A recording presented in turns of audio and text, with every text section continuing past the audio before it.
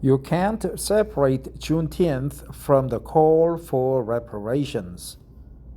Flags for Juneteenth celebrations at First Horizon Stadium on June 21st, 2025 in Cary, North Carolina.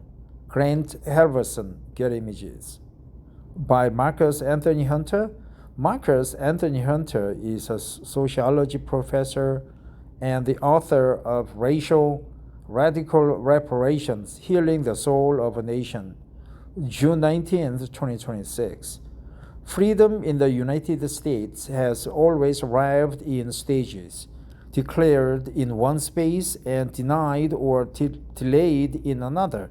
Such was the reality for formerly enslaved Texans who learned of their emancipation in 1965, 2.5 years after President Abraham Lincoln announced the Emancipation Proclamation. The same year, he issued his 40 acres and a mule promise. Indeed, Juneteenth is as old as the call for reparations. Flash forward to 2021, and the bill that established Juneteenth as a national holiday and H.R. 40, the proposal to establish a commission to study reparations, reached Congress. Right, 40 acres and a mule. The former passed the letter did not. But these bills are companion pieces. One marks the delay of freedom, and the other reckons with it.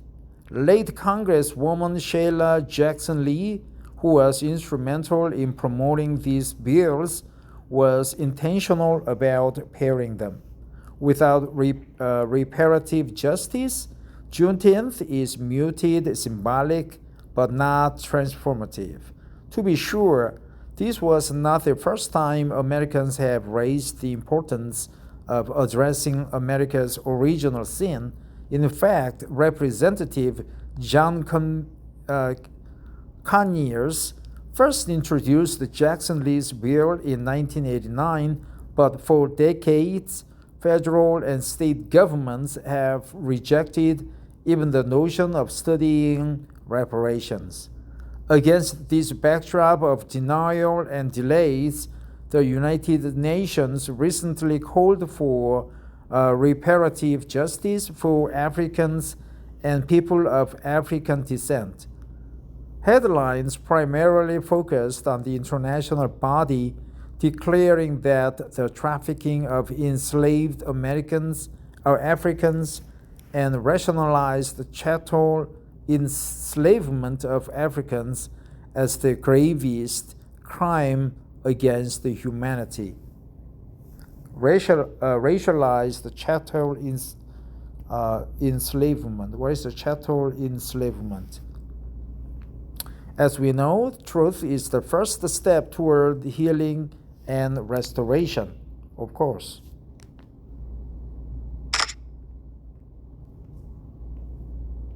I am not surprised, not deterred, that U.S. officials chose not to align with other nations in the UN vote,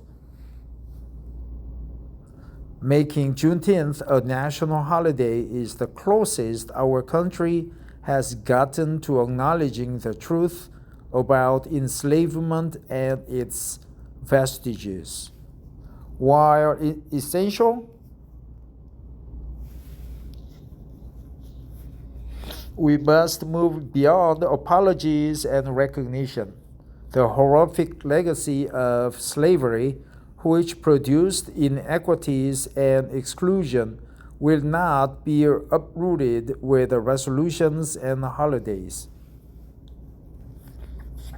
Uprooted, right? Uprooted. Root. You pull the root from the earth crust. Produced in inequities and exclusion. Equality did not happen following the passage of the 13th Amendment, Reconstruction, the civil rights movement, or affirmative action. This is why we must continue to fight for liberation and racial repair. The impacts of America's history of slavery and racism are many, and so too are possible forms of reparations. Chattel slavery stole people's families, intellectual creations, land, access to resources, and for some, spiritual foundations. Many black communities today still grapple with a lack of housing, adverse health effects stemming from environmental racism, so-called urban renewal that strips their communities of economic opportunities, and the dilution of their power through arbitrary political boundaries. Our generation is charged with closing the gap between admission and repair. I was honored to work with Barbara Lee, former Congresswoman and current Oklahoma mayor, on the United States Truth, Racial Healing, and Transformation Commission to help make reparations a reality. In doing so, I witnessed how she and others in that effort held the moral line without flinching. The fight for reparations will always have institutional resistance, but we must never allow the urgency of justice to be pushed aside. For the love of justice, freedom, and our people, it is critical that we all hold the moral line. This is especially true now as powerful forces work to undo the progress that has been made. It is more imperative than ever to support civic leaders and change-making organizations who are fighting for an equitable, just world. Ahead of this Juneteenth, Congresswoman Ayanna Pressley carried that charge forward, calling on Congress to advance H.R. 40 and a full reparative justice agenda.